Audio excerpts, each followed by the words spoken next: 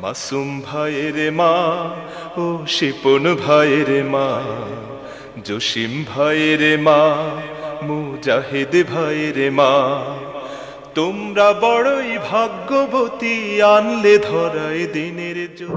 আউযুবিল্লাহি মিনাশ শাইতানির রাজিম। বিসমিল্লাহির রহমানির রহিম। আলহামদুলিল্লাহি রাব্বিল আলামিন ওয়া সলাতু ওয়া সালামু আলা রাসূলিহি ওয়া আলা আলিহি ওয়া আসহাবিহি আজমাইন।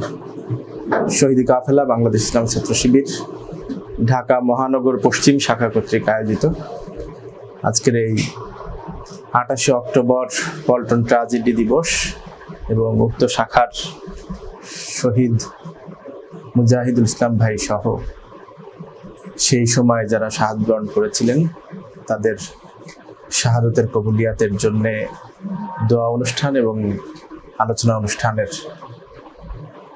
উপস্থিত আজকের অনুষ্ঠানের সম্মানিত সভাপতি এবং আমার একান্ত প্রিয় উপস্থিতি, আসসালামু আলাইকুম ওয়া রাহমাতুল্লাহি ওয়া বারাকাতুহু। 2006 সালের 28 অক্টোবরের সেই হৃদয় বিদারক ঘটনা যেটা পল্টনে সংঘটিত হয়েছিল, সেই ট্র্যাজেডিকে স্মরণ করার জন্য এবং সেদিনের যে ঘটনা, সে ঘটনা থেকে আমরা শিক্ষা গ্রহণ করার জন্য আলোচনা করার স্বার্থেই আজকের এই আলোচনা সভা। সুপ্রিয় উপস্থিতি, সেই 2006 সালের সেই ঘটনা যদি আমরা একটু খেয়াল করি তাহলে 4 দলীয় জোট, তৎকালীন 4 দলীয় জোটের যে সরকার, সেই সরকারের 5 বছর সফলভাবে কমপ্লিট হওয়ার জন্যে সর্বশেষ দিন ছিল সেই 28 অক্টোবর। সেই দিনে জামাত ইসলামের পক্ষ থেকে জাতীয় মসজিদ বাইতুল মোকাররমের উত্তর গেটে সেই সমাবেশের আয়োজন করা হয়েছিল সরকারের সফল সমাপ্তি উপলক্ষে। সেই পরিকল্পিত সুন্দরতম সেই প্রোগ্রামটিকে ভণ্ডুল করার জন্যে আওয়ামী লীগের পক্ষ থেকে ষড়যন্ত্র করা হয়েছিল। আপনারা জানেন, এই 28 অক্টোবরের আগেই আওয়ামী লীগের সভানেত্রী, তৎকালীন বিরোধী দলীয় নেত্রী শেখ হাসিনা সারা দেশের আওয়ামী লীগের নেতাকর্মীদেরকে আহ্বান করেছিলেন লগি বৈঠা নিয়ে ঢাকায় আসার জন্য। এবং সেই লগি বৈঠা নিয়ে ঢাকায় কেন আসতে বলেছিলেন সেটা বোঝা গিয়েছে 28 অক্টোবরে তাদের সেই তাণ্ডব দেখার পরে, যে আসলে সেই লগি বৈঠাটা শুধুমাত্র লগি বৈঠা ছিল না, বরং সেই লগি বৈঠা ছিল হচ্ছে যে অপর মানুষের উপরে নির্যাতন করার হাতিয়ার। সেটা ছিল হচ্ছে সন্ত্রাসের হাতিয়ার। মানুষকে নিপীড়িত করার জন্যে, সন্ত্রাসীপনা দেখানোর জন্যে যে মাধ্যম, সেটা ছিল লগি বৈঠা।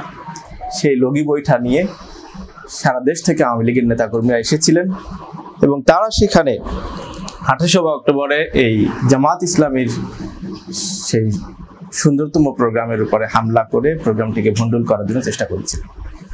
সেই দিনে আমাদের যে ভাইরা শাহাদাত বরণ করেছেন, সেই দিনে আমাদের ভাইরা যে বীরত্ব প্রদর্শন করেছেন, সেই ঘটনাটা আমাদের সাথে একই সাথে শোকের, আবার একই সাথে আমাদের জন্য প্রেরণার।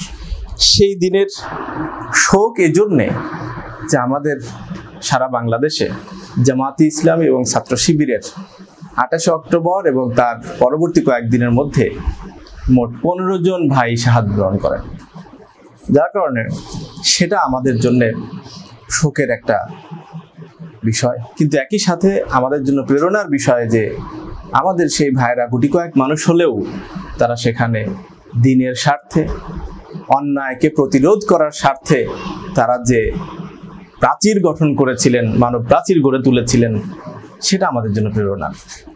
প্রিয় ভাইরা, আমরা সেদিন দেখেছি বিনা উস্কানিতে আওয়ামী লীগের নেতাকর্মীরা সেখানে তাদের যে দলীয় অফিস, সেই অফিস থেকে মিছিল করে এসে বিনা উস্কানিতে জামাত ইসলামের সেই প্রোগ্রামের উপরে তারা হামলা করে এবং হামলা করে তারা সেখানে সরাসরি বন্দুক উঁচিয়ে গুলি করেছে।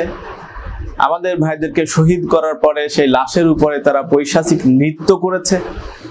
যেই দৃশ্য দেখে সারা পৃথিবীর মানুষ, যে যেখান থেকে টেলিভিশনের মাধ্যমে এই দৃশ্য দেখেছে, যারা বিবেকবান বা মানুষ, তাদের হৃদয় কেঁপে উঠেছে।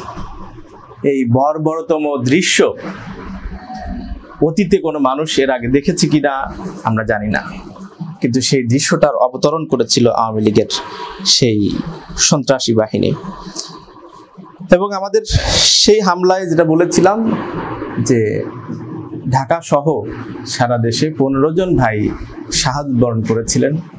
শাহাদাতের অমীয় পেয়ালা পান করে তারা আল্লাহর কাছে চলে গিয়েছেন। আমাদের এই মহানগরী ঢাকা মহানগরী পশ্চিমের মুজাহিদ ভাই তাদের মধ্যে একজন। আমরা এই সকল শহীদের জন্য দোয়া করতে চাই। আল্লাহ তাআলা আমাদের শহীদদেরকে কবুল করে নিন। আল্লাহ তাআলা আমাদের এই শহীদদের শাহাদাতের সর্বোচ্চ মর্যাদা দান করুন। আল্লাহ তাআলা আমাদের এই শহীদদেরকে জান্নাতুল ফেরদাউসে স্থান করে দিন। ওরা যারা ইসলাম বিরোধী, ইসলাম বিদ্বেষী, তারা আমাদের উপর হামলা করে আমাদেরকে মেরে ফেলার মধ্য দিয়ে ওরা মনে করে যে বোধহয় এদেরকে মেরে ফেললেই শেষ হয়ে গেল। কিন্তু আল্লাহ তাআলার দেওয়া ঘোষণাটা আমাদেরকে অন্য কথা বলে। সেটা হচ্ছে ওরা আমাদেরকে মেরে ফেললে বরং আমরা জীবিত হয়ে যাই।